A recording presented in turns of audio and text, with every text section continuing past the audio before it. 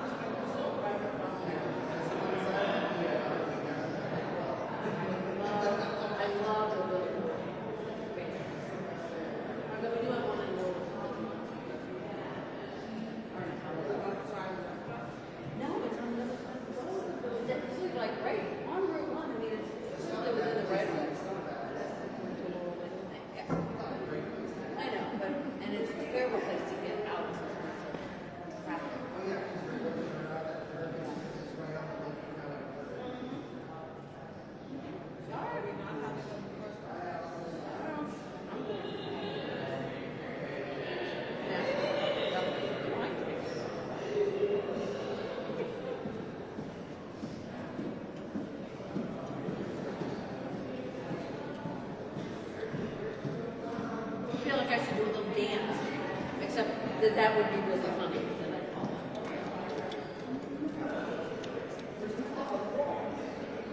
What's happening?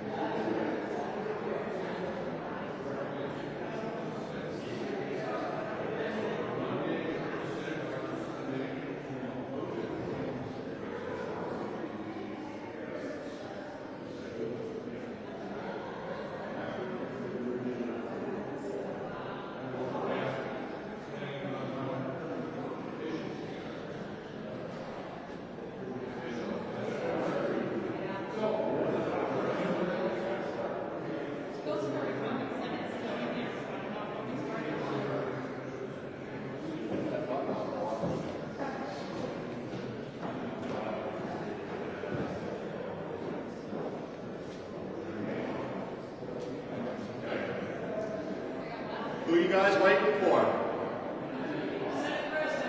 Who? Maddie?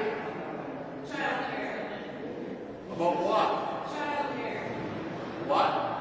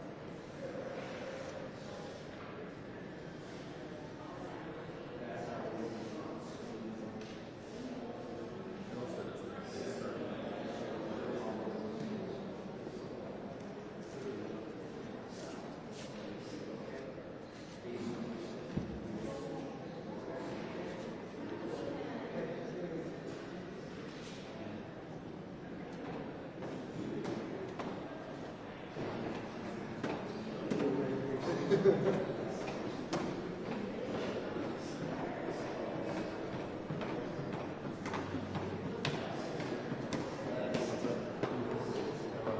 sister works for this.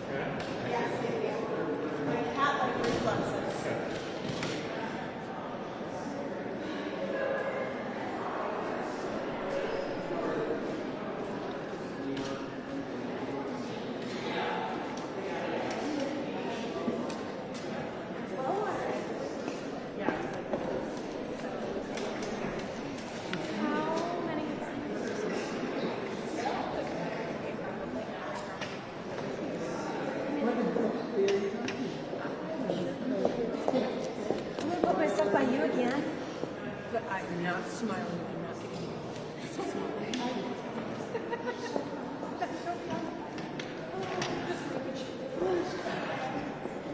Bonus points for being the first one here.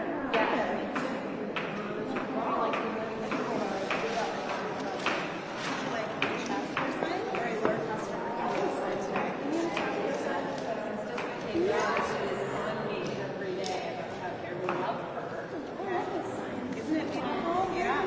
Fresh sun. That works. Like, you think it's it all together? Come on.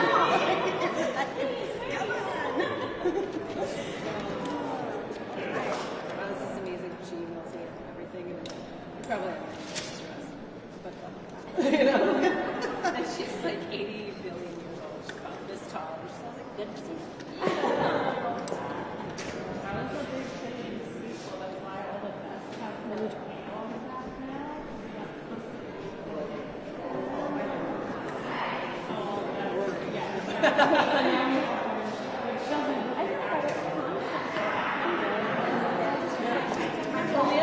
And straight. I always wanted that. And my dad was like, I can't. Nobody can. Amy, do you want to take a walk?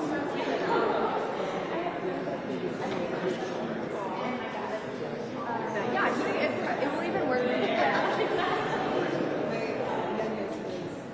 So we adopted a foster parent. It was 44 inches tall and 44 pounds. Remember that from this peanut in the world. And we would always just pick him up. Carry him everywhere. Yay! And I think the last time we carried him upstairs was during the pandemic. And he was still little, so we couldn't carry him upstairs, but he was also so carrying a bag of jello.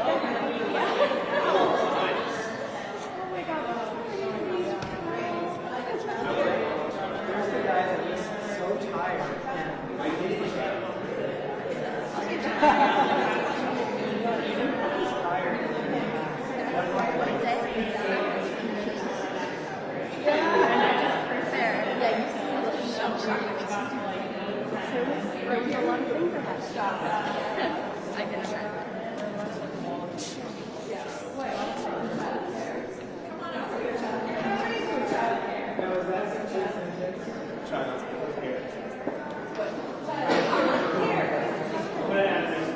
Yeah. I'm gonna stand back here.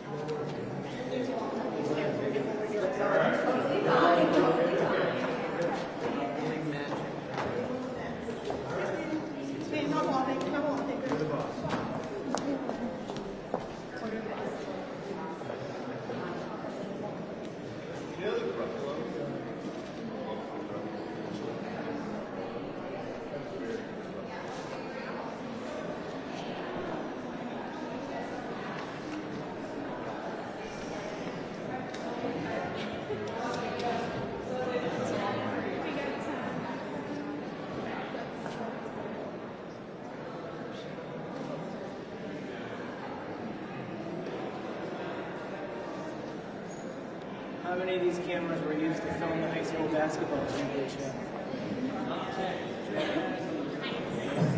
I remember the football game in Winter. Yeah. Every 25 years.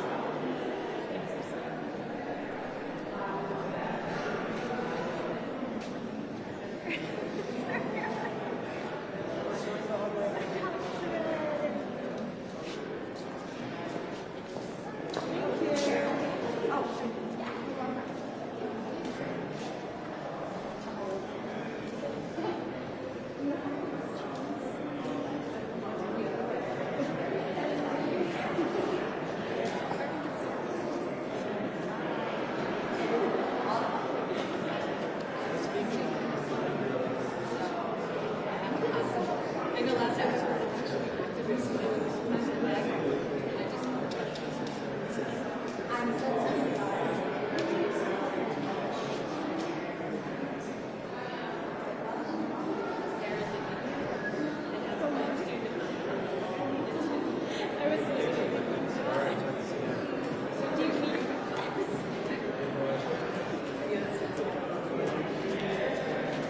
Yeah, I had it.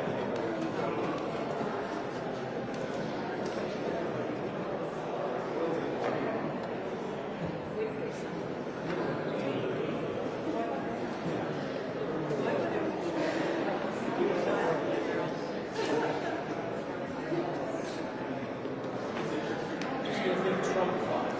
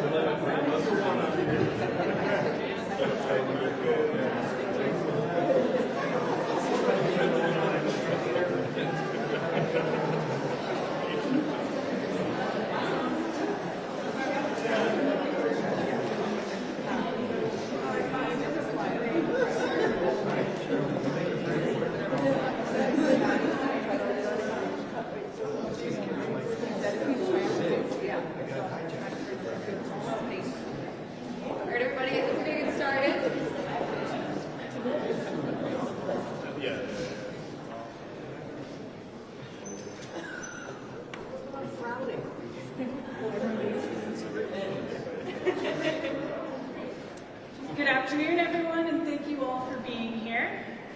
I am Senate President Maddie Daughtry, and I have the distinct honor of getting to serve in that role.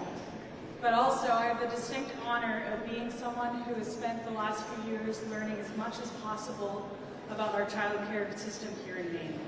The most important lesson that I can share with all of us, especially the legislators, is listen to the people who do this work every single day. Over the summer and fall, I had the opportunity to travel across our state and meet with families, child care providers, small business owners, and educators. Everywhere we went, we heard the same thing. Our child care system is not working not working enough for Maine people and Maine children. Families are paying more than they can afford. I heard from many folks who said that they were choosing between having one parent return to work or paying for child care. I heard child care bills above $20,000. I also heard from providers who are stretched thin, having to make the impossible decision between being able to give their employees a raise, expand their program, and so many of them who weren't even able to take home a paycheck. And communities, especially rural communities here in Maine, are struggling to maintain the child care infrastructure that keeps our local economies moving. That's why child care is such an important part of our broader affordability agenda of lowering costs and strengthening communities. When we invest in child care, we are investing in Maine's workforce, Maine's small businesses, and the long-term health of our communities.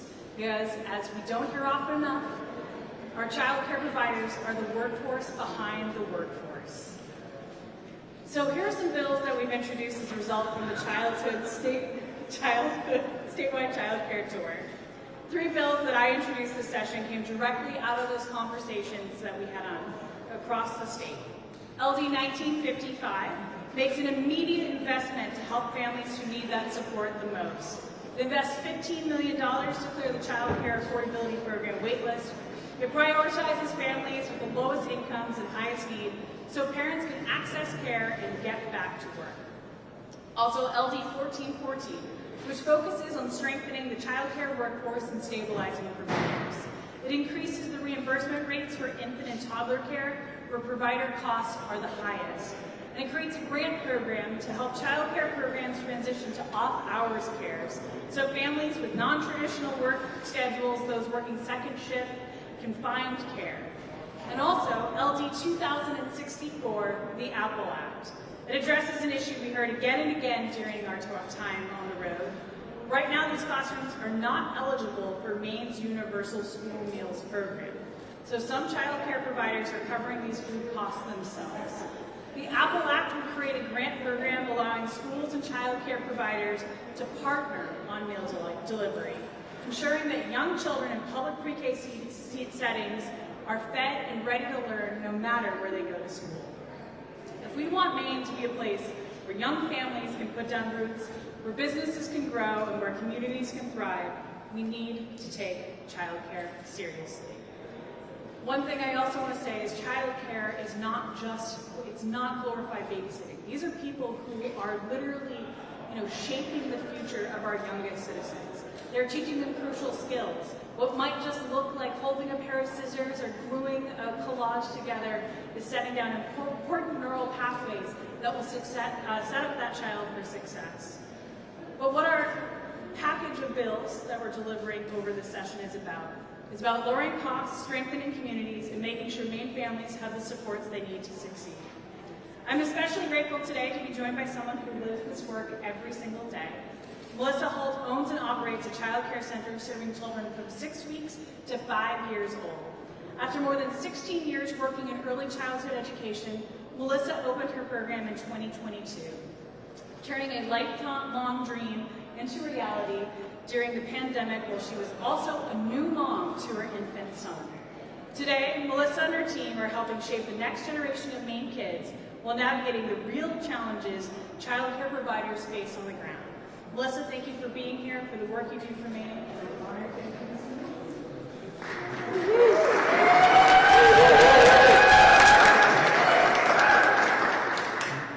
Thank you. My name is Melissa Holt, and I own a child care center in Bangor.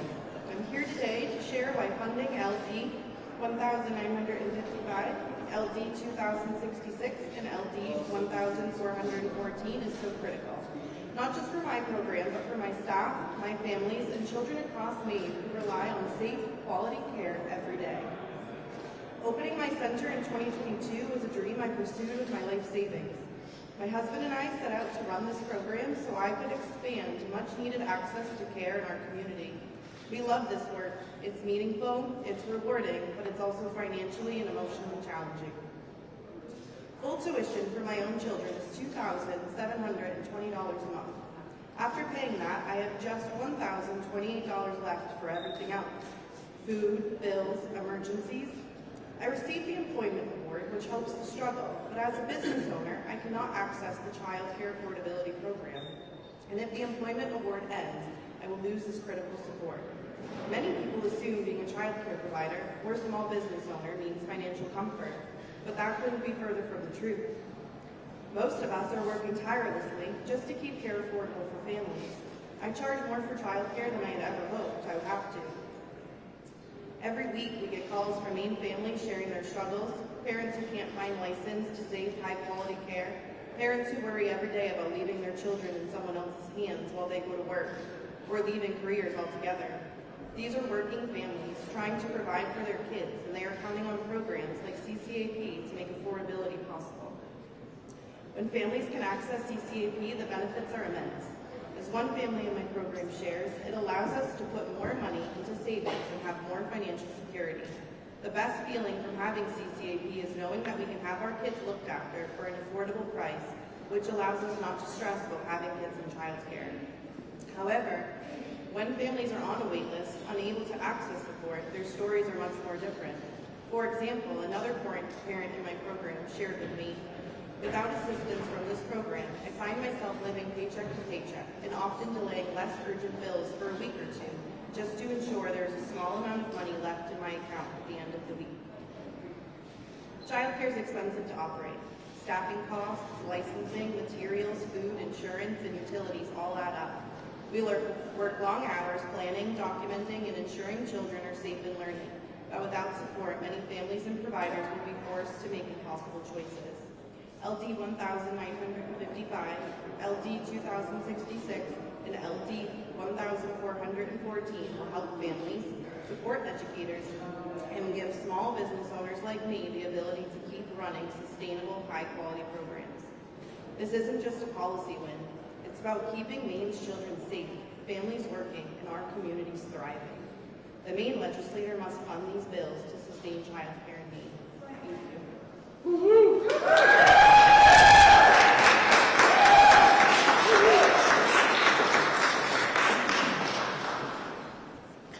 Thank you so much, Melissa. I'm Henry Huberson, and I have the honor of representing Senate District 32, which is the communities of Biddeford, Dayton, Hollis, Lyman, and my hometown of Arundel. I also serve as the Senate Chair of the Health and Human Services Committee, which has been working through these child care bills that we're discussing today. Most importantly, I'm a father of 3 girls and a grandfather of 12. When I'm not here in Augusta, I'm kept happily busy looking after the grandkids while their parents are at work. It really drives home to me why child care providers and their staff are called the workforce behind the workforce.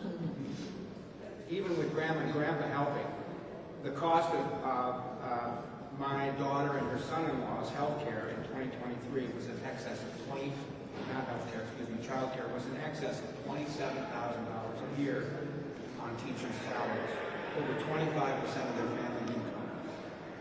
When child care is available and affordable, parents are able to work, making households more financially stable and helping build a strong economy in Maine. Our economic and workforce success is deeply intertwined with our ability to tackle the child care crisis. Right now, it is estimated that 18,000 Mainers are not in the workforce because they cannot afford or access child care. That's why our solutions will need to be statewide and bring together families, educators, providers, and businesses. It's an approach that resonates deeply with Mainers. Our communities are strongest when our neighbors lend a hand to one another to take on the challenges that none of us are able to face alone. My bill 1859, LD 1859, which is awaiting funding, would take that approach by establishing regional child care resource and referral hubs in the state that would assume some key responsibilities. One, they would help families locate child care programs and navigate affordability resources. Two, they would support the training and professional development of child care workers in the area. Three, they would build partnerships with local business community to identify needs and coordinate solutions. These hubs will play a vital role in connecting families with care, assessing local needs, improving service delivery, and helping address child care deserts across our state. Currently, Maine is only one of 3 states that do not have child care resource hubs like this. And while 1859 recognizes that the support that the state provides is only as good as the families that are able to navigate it, I've been proud to continue working to make our existing programs as effective as possible. Just this week, the legislature advanced 2 of the other bills in line to lower child care costs. One would make the Child Care Employment Award a permanent part of Maine's support systems, ensuring that we can recruit and retain essential child care workers. That's LD 2066. The other bill would lower co-payments for families participating in the Child Care Affordability Program and require that subsidy reimbursements to providers be based on enrollment, not attendance. That's policy, but it needs to get put into statute. This work and what my colleagues have discussed today are real actions that we can take to make child care more affordable and accessible for families in every corner of our state. Finally, child care in Maine is early childhood education, and the return on investment for Maine's families and economy is clear when we have affordable, accessible child care. Research shows that investing in high-quality early childhood education in Maine generates a 7.5% annual return and more than $125,000 in lifetime physical benefits per child. Every dollar invested in child care can return up to $13 through higher earnings, increased workforce participation, and reduced public costs. We know this crisis won't be solved overnight, and I'm proud to stand alongside folks who are dedicated to keep working at it, bit by bit, arm in arm, just like we Mainers do. And I'm pleased now to turn it over to one of these folks, Representative Thomas Cassius. Thank you.